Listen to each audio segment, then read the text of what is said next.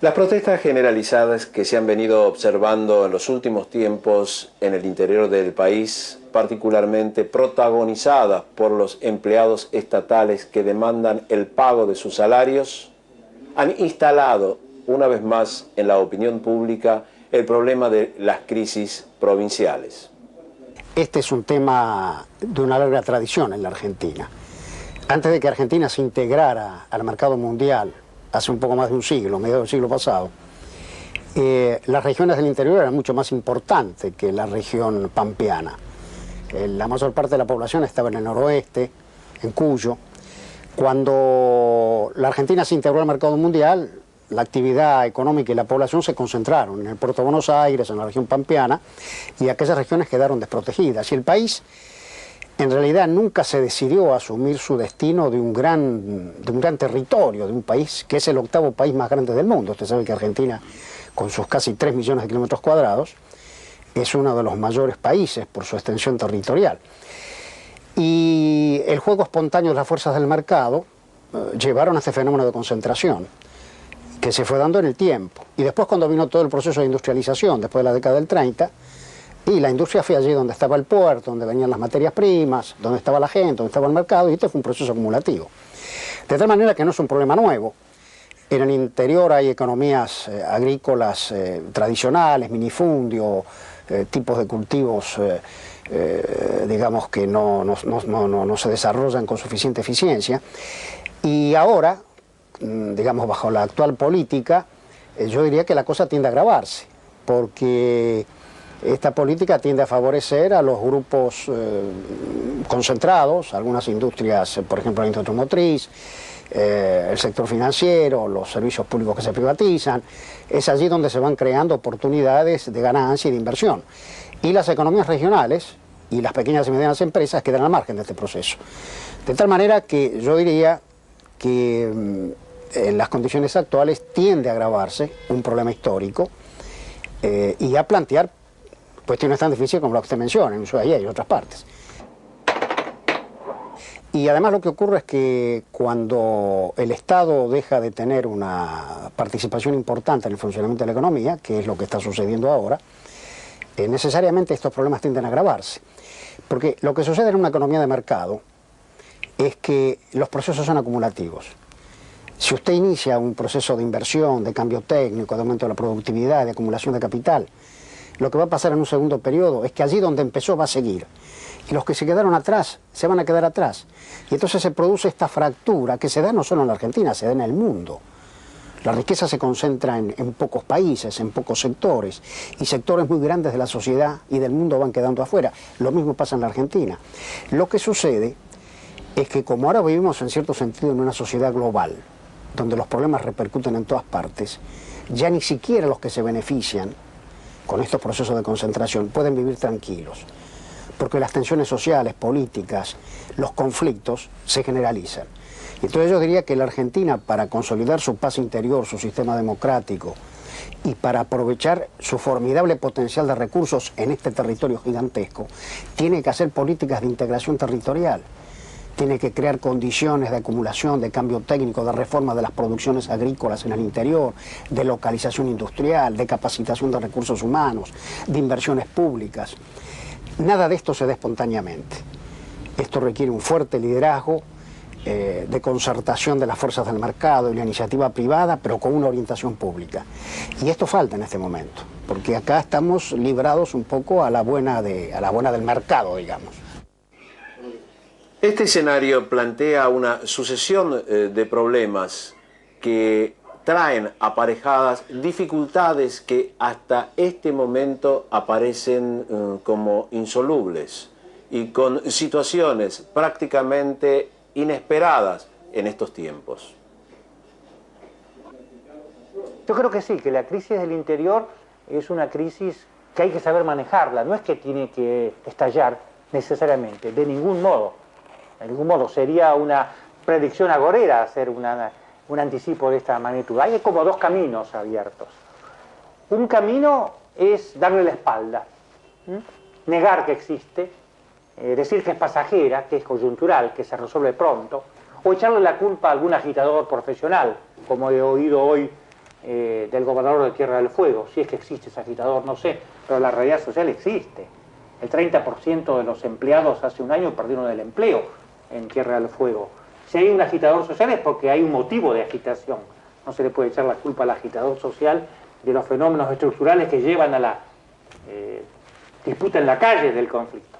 Y la otra es sacar la disputa en la calle y llevarla a un acuerdo real entre todos los sectores sociales que tienen peso y representatividad para buscar una salida concertada en donde cada uno ponga en la mesa sus necesidades y el nivel que está dispuesto a ofrecer como sacrificio de sus objetivos, porque nada se consigue gratis, ¿no es cierto?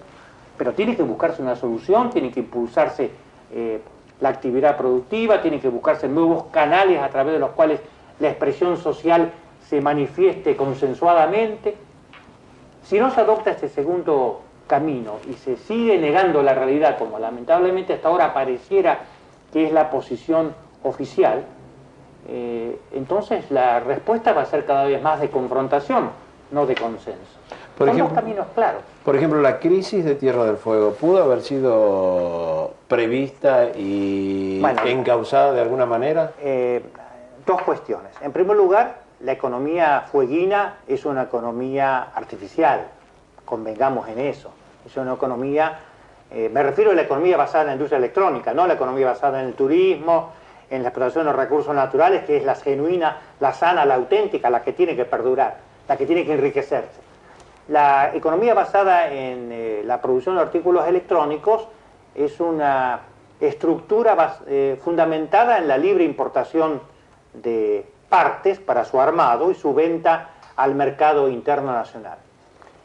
Funcionó muy bien los últimos 3 años hasta mitad del año pasado porque el crédito en Argentina funcionaba y la gente compraba videocaseteras, televisores, productos electrónicos de distintos tipos que son los característicos que se producen ahí.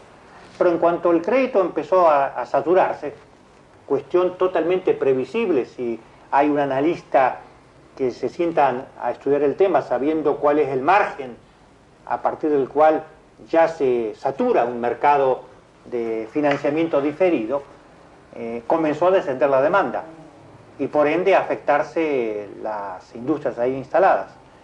A eso se agregó la recesión que se agudizó a partir de fin del año pasado. En este momento esa economía artificial hace agua por todos los poros. No pasa así con el turismo. Si uno le pregunta seguramente a cualquier fueguino cómo está yéndole a la industria turística de Tierra del Fuego, lo va a decir cada vez mejor, incluso con turismo internacional. ¿Por qué? Porque tiene que ver con algo genuino del lugar, permanente, estable, con lo cual se puede construir una capacidad productiva que despierte interés de inversores y al mismo tiempo traiga empleo que va a tener una inserción seguramente normal y de largo plazo. Lo otro era un hecho artificial, que cualquier viento que lo barriese lo iba a levantar en vilo porque no tenía raíces. Y eso era previsible que ocurriese. Pero a esta altura de los acontecimientos, de pronto usted se puede preguntar, igual que nosotros, ¿qué ocurrió con los programas de promoción industrial? Que parece que no han dado resultado en su intento de producir una activación en el interior. Lo que sucede es que el país ha vivido durante mucho tiempo en situación de inestabilidad política, muchas veces de gobiernos autoritarios, de irracionalidad, de corrupción, y entonces políticas que son buenas en sí mismas, mal aplicadas, terminan generando privilegios. Por ejemplo, políticas de promoción industrial que terminan siendo aprovechadas para cuestiones dolosas. Esto ha pasado, esto no puede volver a pasar. Pero el hecho de que usted aplique, digamos, un instrumento y ha sido mal utilizado, no quiere decir que usted tiene que abandonar el instrumento, usted lo tiene que aplicar bien. Y no hay ninguna duda, porque esta es la experiencia internacional, que en los países de gran extensión territorial, las políticas regionales son fundamentales, porque si no, el espacio tiende a fracturarse, tiende a concentrarse el bienestar, la población, la actividad económica en pocos sectores y a plantear problemas de fuerte tensión que en definitiva perjudican a todo el mundo. Por eso es que yo creo que Argentina necesita tener una política para un gran país, para un país de dimensiones continentales. Es un país muy, muy grande, como lo digo, casi 3 millones de kilómetros cuadrados.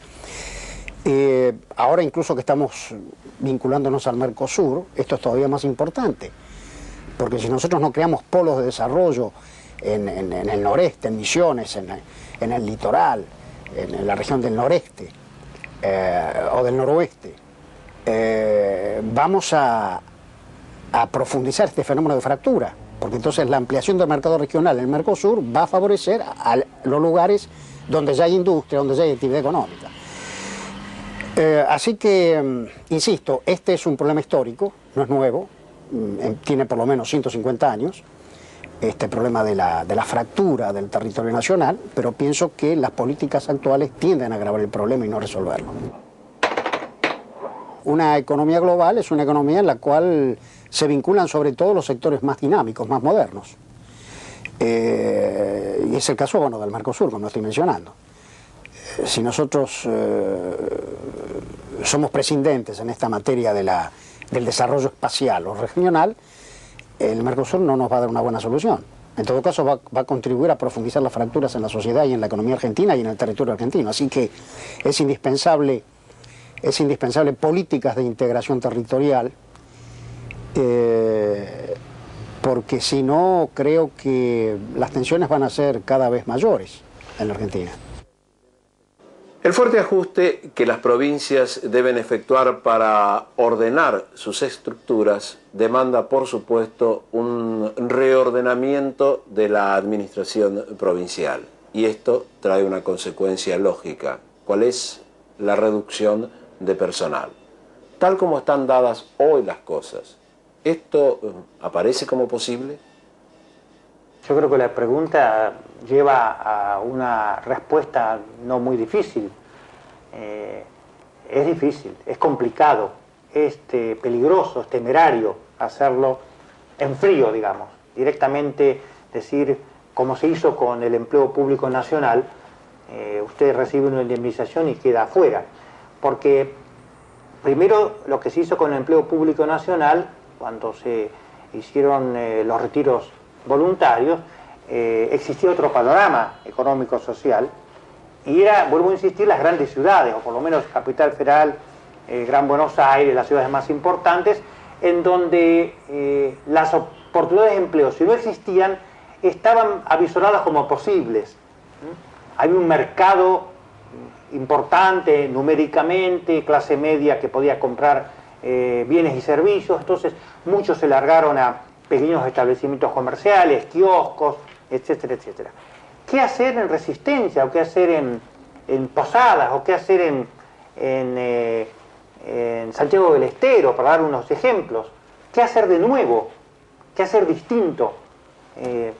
Que tenga posibilidades de perdurabilidad. Yo diría que poco y nada. No existen oportunidades laborales abiertas, factibles de reemplazar el anterior empleo si se lo deja cesante de él. Entonces, es temerario porque puede crear realmente un conflicto o un fenómeno de altísimo costo social, o eventualmente un conflicto, que es lo que yo estaba planteando al principio, que es la salida no deseable de este proceso de ajuste. Para cerrar,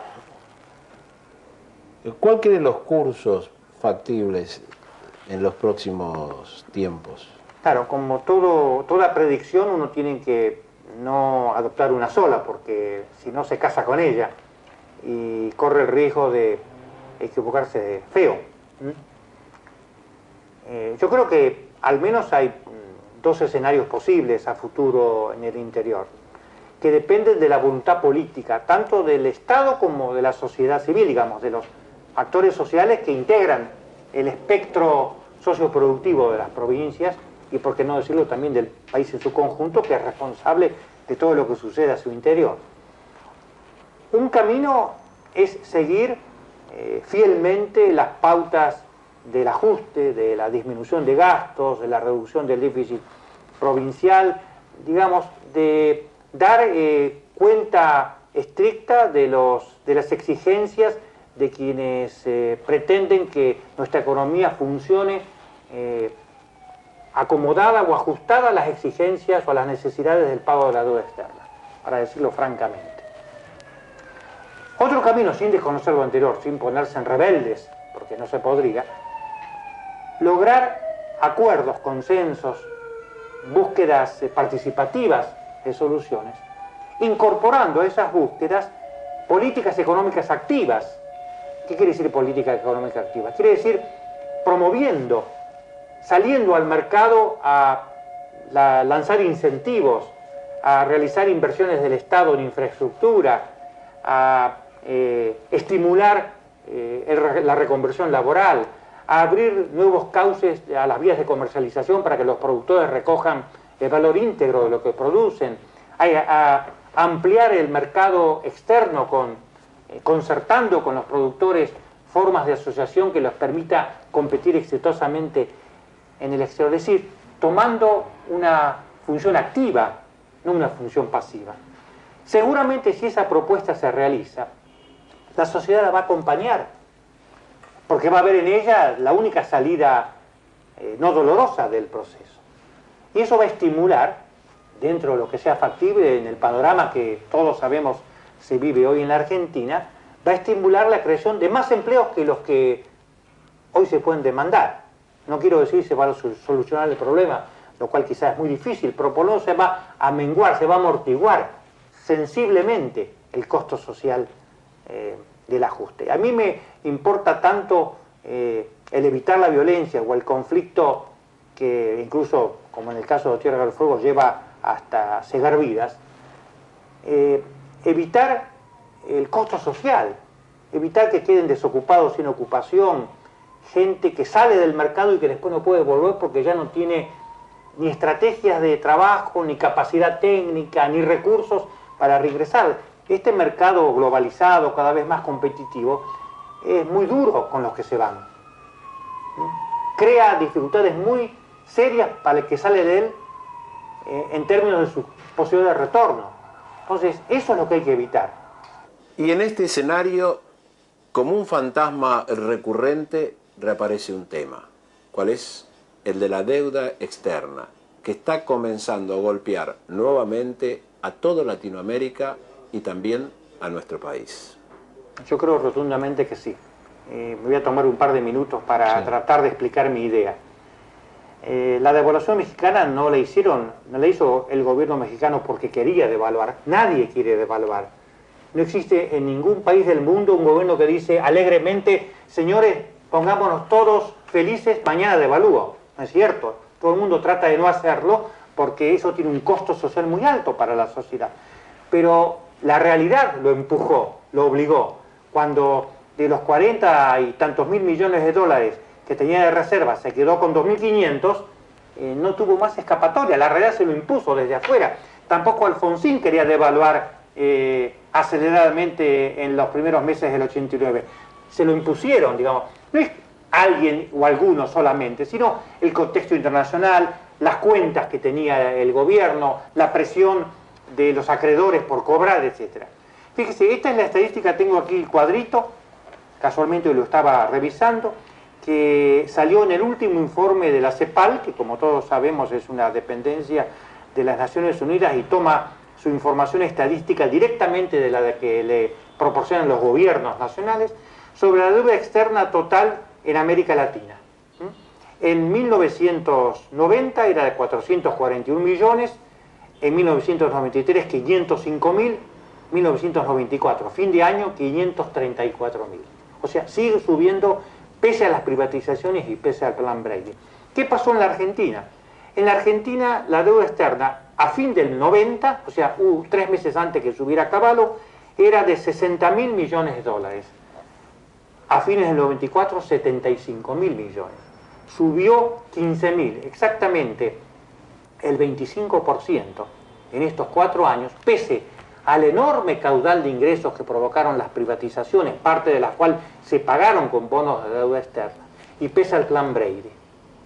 Se estima que este año va a subir otro 10% ya, con lo que se tomó prestado estos días para solucionar el problema del sector bancario, ya hay un 10% más de endeudamiento con el exterior. Estará entre 80 y 82.000 millones ya de deuda externa pública, la que responde el gobierno, o sea, la que respondemos nosotros, los que vivimos en este país.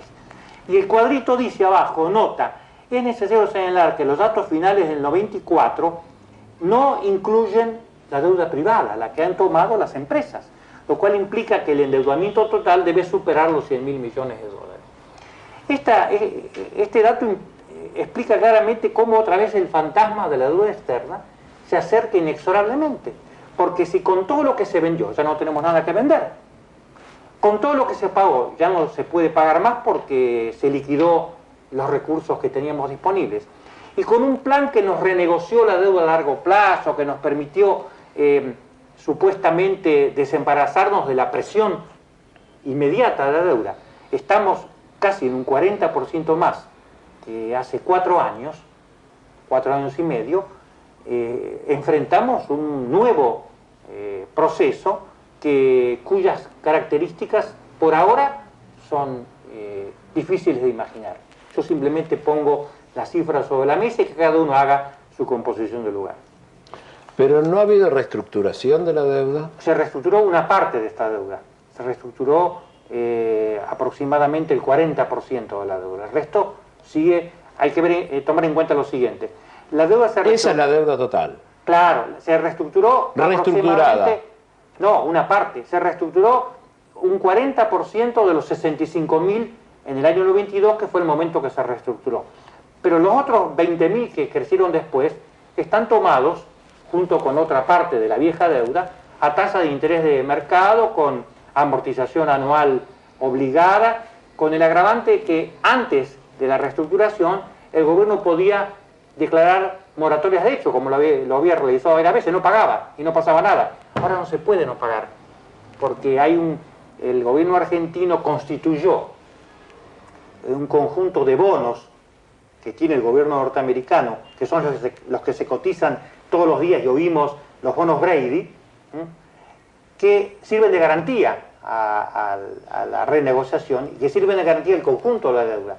Ese capital se perdería porque se apropiarían de él los acreedores en compensación por el no pago de la amortización y los intereses. O sea, ya hay como una hipoteca, digamos, formada en ese carácter, como México acaba de hipotecar las reservas de petróleo si no devuelve los 28.000 millones de dólares que le prestó Estados Unidos. Entonces, esa realidad hace que haya que pagar o pagar inexorablemente. Más o menos se calcula que este año va a haber que pagar unos 5.000 millones de dólares entre capital e intereses, más unos 4.000 de dividendos, utilidades que hay que remitir al exterior. Son 9.000 millones que tenemos que recoger en el año 95, el 1 de enero. Tenemos que tenerlo seguro para poder pagar. Entonces, eso crea como otra vez una bola de nieve. Si la tasa de interés internacional sigue subiendo o se mantiene en los niveles actuales y la composición de la deuda cada vez más es parte no negociada a Brady versus parte negociada a Brady, que está mucha de ella a tasa de interés fija, sino está a tasa de interés variable, como funciona el mercado, cada vez más tendremos que recoger dólares para pagar la deuda. Es un serio desafío al futuro. Esto ha sido todo por hoy. Volvemos a encontrarnos con usted y Edición Abierta dentro de 7 días. Muchas gracias.